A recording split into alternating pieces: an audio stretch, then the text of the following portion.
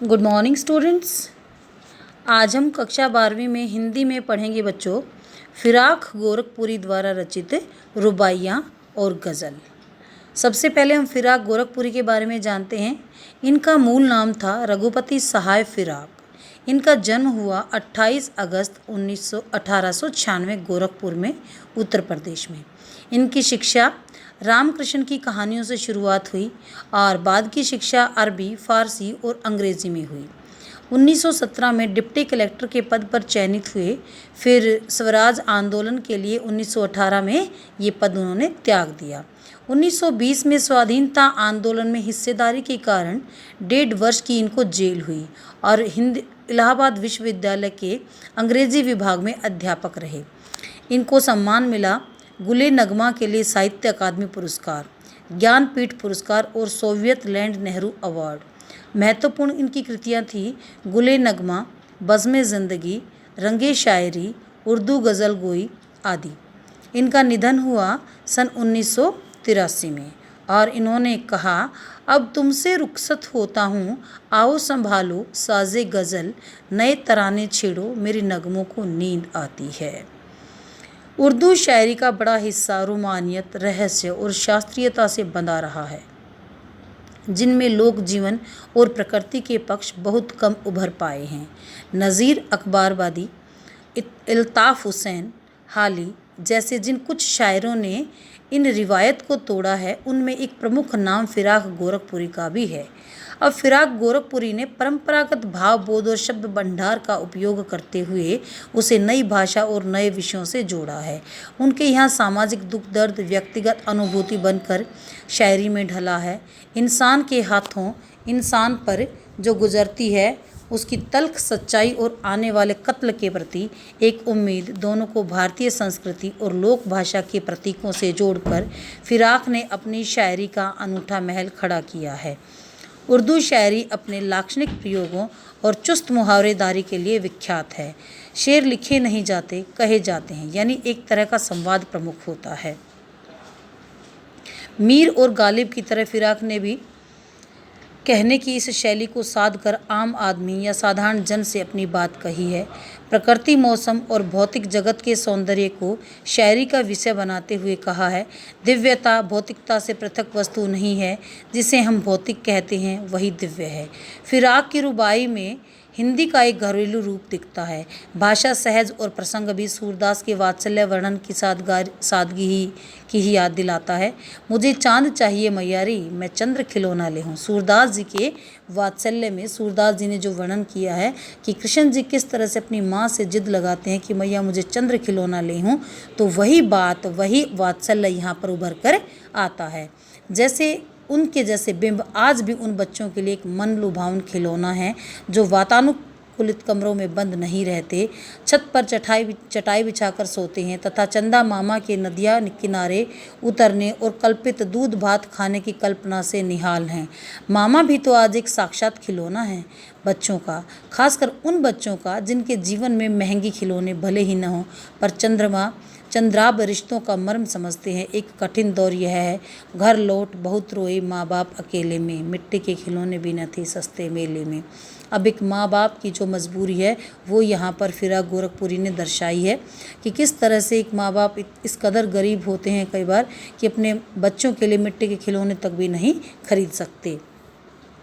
अब जो हम आगे रुबाइयाँ पढ़ेंगे उसमें एक माता का और बच्चे का प्रेम दर्शाया है और अंत की रुबाई में एक जो बहन और भाई का जो प्रेम होता है वो दर्शाया गया कि किस तरह से यहाँ पर एक माँ अपने बच्चों को घुटनियों में लेकर कपड़े पहनाती है, गेसों में कंघी करती है और वो रूपवती नरम मुखड़े वाली माँ जो है जिसके चेहरे पर एक वात्सल्य की चमक दिखाई देती है, उसके सामने उसका बालक जिद करता है।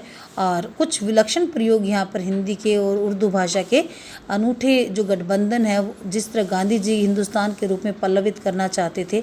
माँ हाथ में आईना देकर बच्चे को बहला रही है, देख आईने में चांद उतर आया है, चांद की परछाई भी तो चांद ही है, कल्पना की आँख का भला क्या मुकाबला। अब रूपवती मुखड़े पे नरम दमक लाने के लिए छठे छमासे पर्व त्योहार पर सही कुछ नन्ही फरमाइशें भी पूरी कर दी जाती हैं। दिवाली में चीनी मिट्टी के खिलौने, राखी में बिजली की तरह चमक रहे लच्छे आदि, ये सब इनके बारे में बताया गया है। तो अब हम पढ़ते हैं बच्चों पहली रुबाई। आंगन में लिए चांद के टुकड़े को खड़ी हाथों पे झुलाती है, उसे गोद भरी रह रह के हवा में लोका जो देती है, गूंज उठती है खिलखिलाते बच्चे की हंसी।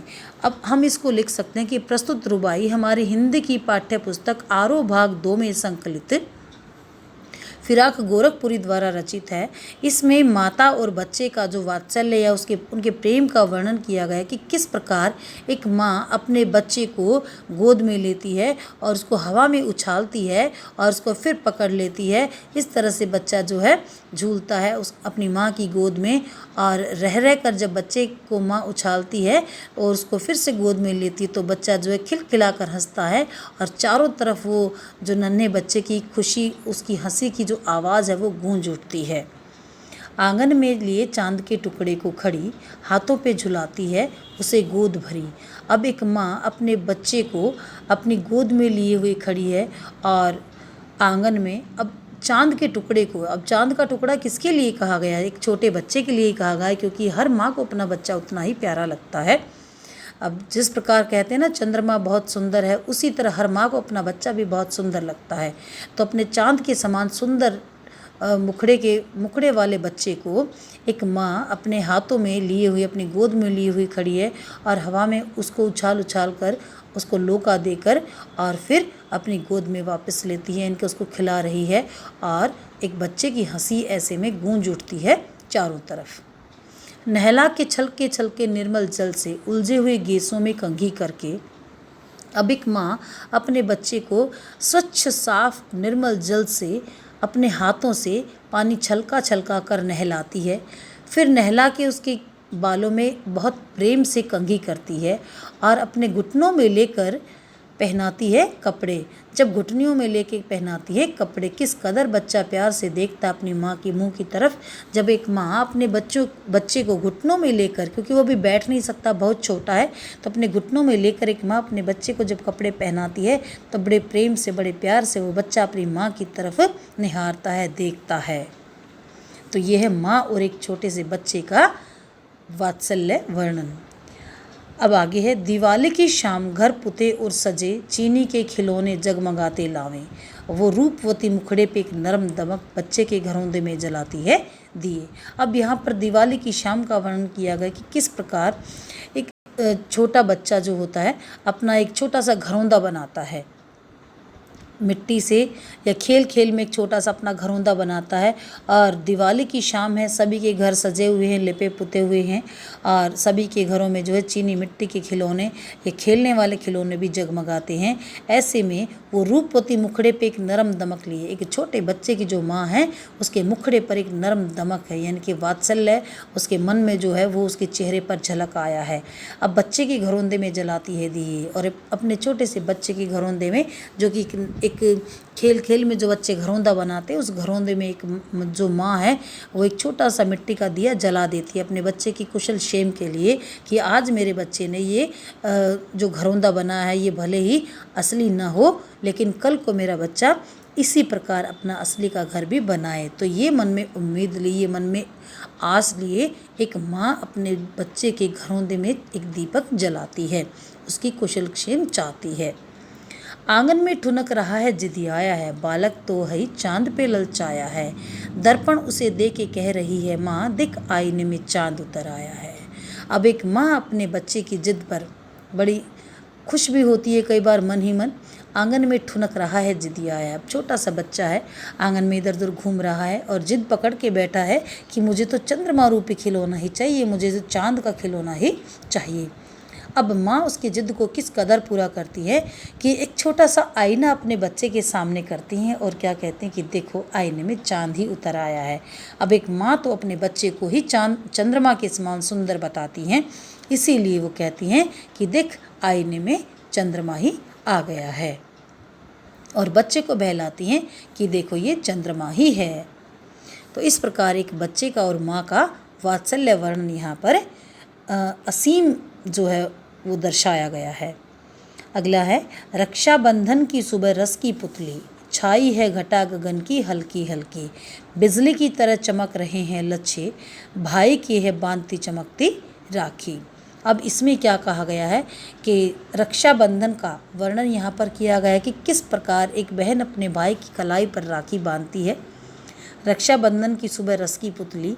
अब रस की पुतली का तात्पर्य क्या है कि जो मौसम है वो बहुत सुहाना है और हल्की हल्की बारिश हो रही है, चारों तरफ आसमान में घटाएं छाई हुई हैं और ऐसे में रक्षाबंधन का त्यौहार आता है और एक बहन अपने भाई की कलाई पर राखी बांधती है और वो राखी किस कदर चमकती है कि पहले के ज़माने में जो है जो स्पंज जिसको बोलते हैं हम, फोम जिसको बोलते हैं, अब फोम के छोटे छोटे पीसेस काट के और उसके ऊपर चमकीले चमकीले कागज़ जो चारों तरफ से कटिंग करके बनाए जाते थे, अब वो बिजली की कौंद की तरह उसमें एक लच्छे की तरह वो चमक होती थी। अब वो उसकी राखी बनाई जाती है तो और वो राखी एक बहन अपने भाई के हाथ पर बांधती है और ऐसा लगता है कि जैसे बिजली कौंद रही हो। जिस प्रकार आसमान में बिजली कौंदती है ऐसे ही उस बिजली की चमक की तरह ही भाई की जो राखी बांधती थी वो चमकती थी। तो ये है भाई और बहन का एक पवित्र त्यौहार, उसका प्रेम का वर्णन यहाँ पर किया गया है। तो बच्चों आज हमने पढ़ी हैं रुबाइयाँ और कल हम पढ़ेंगे गज़ल। Thank you.